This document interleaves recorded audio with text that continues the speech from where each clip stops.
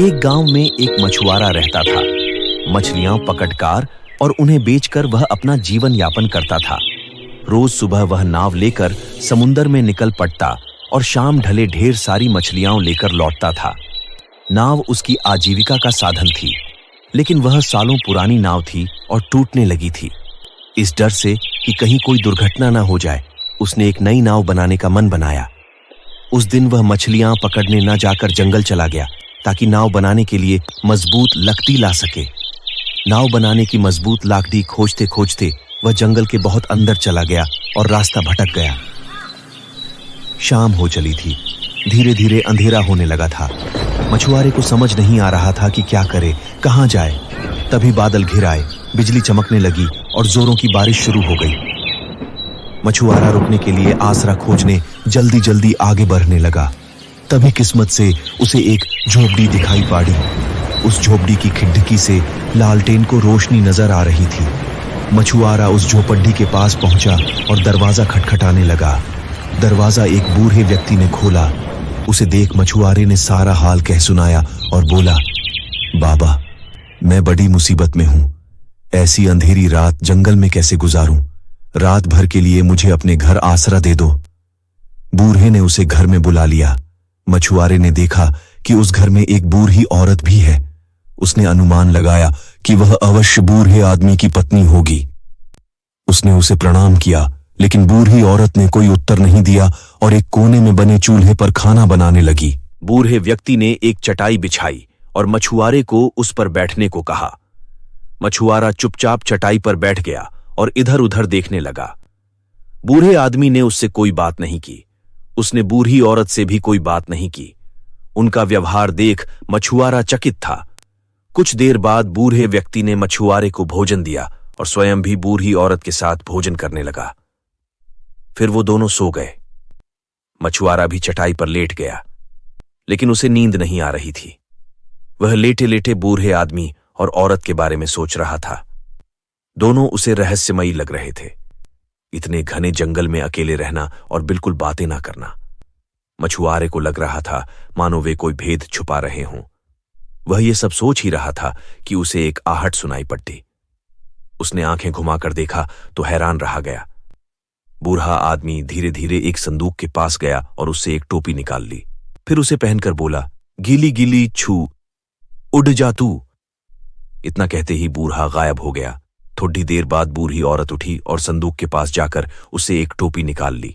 फिर उसे पहनकर वह भी बोली, गिली गिली छू, उड़ जा तू, और गायब हो गई।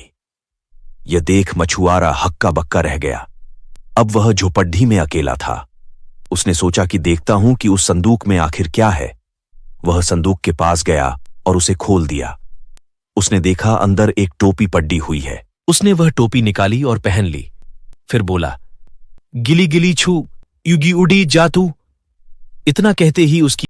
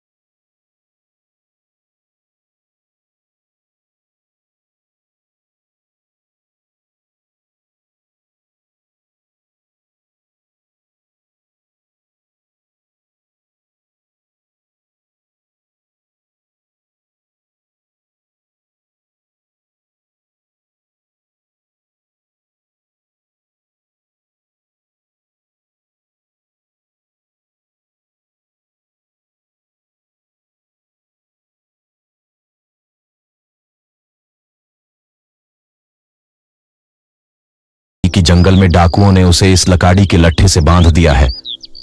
आदमी ने रस्सी खोल दी और मछुआरा आजाद हो गया। मछुआरे ने उस आदमी का धन्यवाद किया और वह आदमी अपने रास्ते चला गया।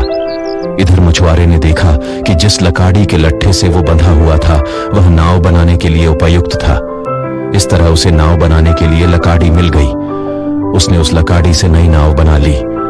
जादुई टोपी उसके पास ही रही, लेकिन उस दिन के बाद उसने कभी उसका उपयोग नहीं किया। वह अपने साधारण जीवन में सुखी था।